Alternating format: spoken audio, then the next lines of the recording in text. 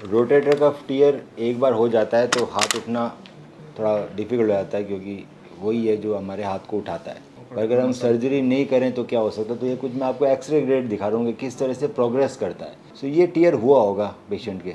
इसके बाद यहाँ रहता है सुप्रास्पाइनेटस, एमआरआई में दिखाई देता है, एक्सरे में दिखाई नहीं देता। ये यहाँ जो टेंडन रहता है वो टूट गया, तो इसकी छत हट गई, तो ये देखो हड्डी ऊपर उठ गई ना, ये हड्डी ऊपर उठ गई नहीं, ये हड्डी हमारे एक्रो में चिपक गई, तो ये ख़राब हो गया शोल्डर। इस समय ना रात में इतना दर्द बढ़ जाएगा ना सर के बता भी नहीं। अभी थोड़ा सा बढ़ गया, फिर धीरे धीरे शोल्डर पूरा ख़राब हो जाएगा, रिवर्स शोल्डर रिप्लेसमेंट कराना पड़ेगा। ये प्रोग्रेशन ये होना ही होना है, अनलेस अनटिल हम इसको रिपेयर कर दें, इसको ऊपर जाने से बचा लें। अब आपके साथ क्या है कि रिपेयर करने के बाद कंधा जाम होगा, पहले भी कंधा जाम है, रिपेयर के बाद वापस जाम कर लेंगे हम। सो ये आपको एक्सेप्ट करना पड़ेगा कि फिर हम उसके बाद बेहोश करके खोलें उसको या क्या करें, पर कंधा जाम होने के चांसेस आपके ज़्यादा है, क्योंकि आप कंधा जाम लेकर आए हैं हमारे। अब इसका रिपेयर कैसे होता है वो देख लेते हैं। तो दूरबीन की सर्जरी होती है सर आजकल हर जगह।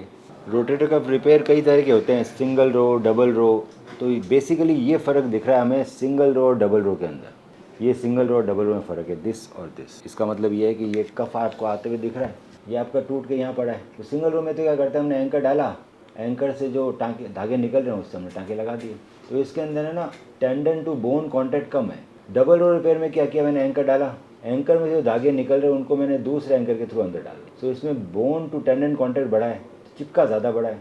अब होता कैसे है, तो सपोज़ आपका ये ऐसे टूटा हुआ है, अभी जब पूरा चला जाएगा तो ये हड्डी ऊपर आ जाएगी, इससे जुड़ जाएगी तो ख़राब हो जाएगा। सर्जरी ज़रूर दूरबीन की सर्जरी करेंगे, और हम पहले देखेंगे कि खींचता है नहीं खींचता है, पहले खींच के देखेंगे। अगर खींचता होगा तभी रिपेयर होगा, नहीं तो नहीं होगा। अगर आप और लेट करेंगे ना, खींचना ही बंद कर देता है तो रिपेयर भी नहीं हो पाता फिर। सो इसके बाद फिर बेड बनाया जाता है ताकि चिपके, और हम 2 एंकर डालेंगे टेप वाले, आजकल टेप वाले एंकर आते हैं, इन एंकर की टेप्स को हम टेंडन में से पास कर लेंगे। सो मैंने 2 एंकर डाल दिए, ये मेरे मीडियल रो एंकर है, इसमें से जो धागे निकले वो मैंने टेंडन में से निकाल लिए। अब इन धागों को हम लेटरल रो के एंकर में डाल देंगे, और मैं यहाँ पर लगा दूंगा लेटरल रो में। सो टेप से रिपेयर करेंगे और इस तरह से डबल रो रिपेयर करेंगे। आपका टूटा भाई आपका एट प्रेजेंट सिचुएशन नहीं है। अब मैं वापस एमआरआई करके आपका और मेरा दोनों का पैसा ख़राब करेंगे। हम दूरबीन में जाएंगे, हम देखेंगे, रिपेयर कर देंगे। अभी 4 महीने हुए हैं तो हम कर सकते हैं, यही 4 साल हो गए होते तो मैं वापस एमआरआई कराता। फिर मैं सोचता कि मैं ऑपरेट करूं या नहीं करूं। हो सकता है उस समय बोलता अब रिप्लेसमेंट करा लो जी। अब ये रिपेयरेबल नहीं रहा, अभी तो रिपेयरेबल है, अभी ज़्यादा पीछे नहीं गया है। मैं जो भी इम्प्लांट यूज़ करूँगा वो आर्थरेक्स यूज़ करूँगा।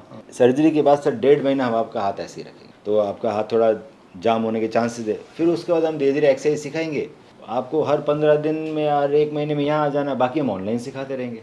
तो ये सब चलेगा 3-4 महीने लगातार एक्सरसाइज, तो हम सिखाते रहेंगे, बाद बीच में बुला लेंगे आप।